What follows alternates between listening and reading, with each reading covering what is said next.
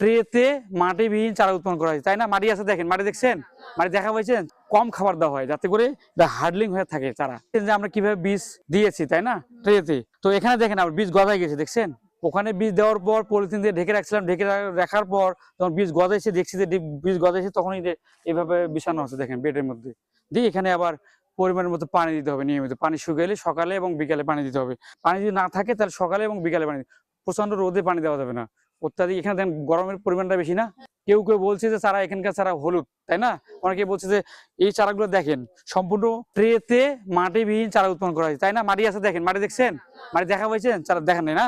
তো মাটিতে আপনারা বলছেন যে এই চারাটা হলুদ হয়ে গেছে বা একটু দুর্বল মনে হচ্ছে, তাই না? এখানে কম খাবার দেওয়া হয় যাতে করে হার্ডলিং হয়ে থাকে চারা।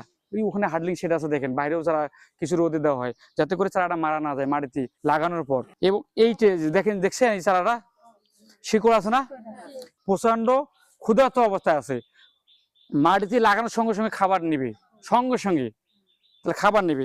এবং এই চারা একটাও মারা যাবে না। এই ভাই বলছে হয়তো যে একটি চারাও মারা যাবে না, কেন? এখানে শিকড় যেহেতু আছে।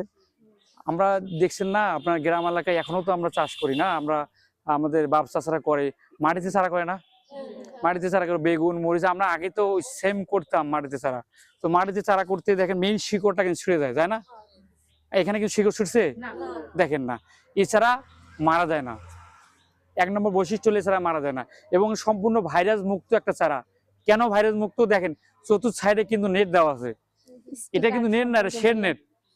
আর চতুর্থ সাইডে নেট দেওয়া যাতে করে মাছি, পোকা, অন্য কোনো জীবাণু না আসতে পারে। হ্যাঁ, আর শেড নেট দেওয়া আছে। অতিরিক্ত তাপমাত্রা যখন বেড়ে যায় না, বিশেষ করে যখন গরম বেশি হয়, 40 ডিগ্রি 50 ডিগ্রি 60 ডিগ্রি পর্যন্ত তাপমাত্রা উঠে যায় আমাদের বাংলাদেশে, তখন এই শেড নেটটা দেওয়া হয় যাতে করে চারাটা ভালো থাকে, রাইট?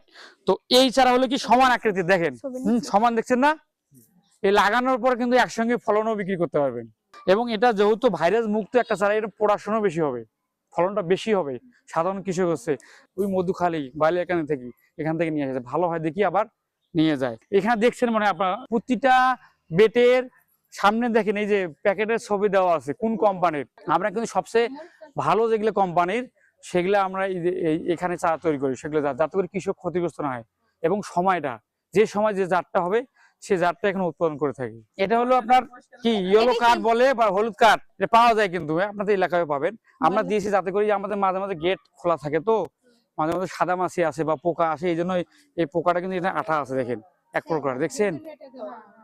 এখানে ফসলের ক্ষেত্রে দিতে পারবেন, দিলে এই পোকাটা এখানে কীটনাশক কম লাগবে, তাহলে জমিতে পোকার আক্রমণটা কম হবে। কারণ সাদা মাছি একটা আছে, এটা হলো ভাইরাসের বাহক। সাদা মাছি যদি কোনো বেগুন খেতে বা মরিচ খেতে বা টমেটো খেতে আস্তে আস্তে অ্যাটাক করে, তাহলে গাছ হলুদ হয়ে যায়।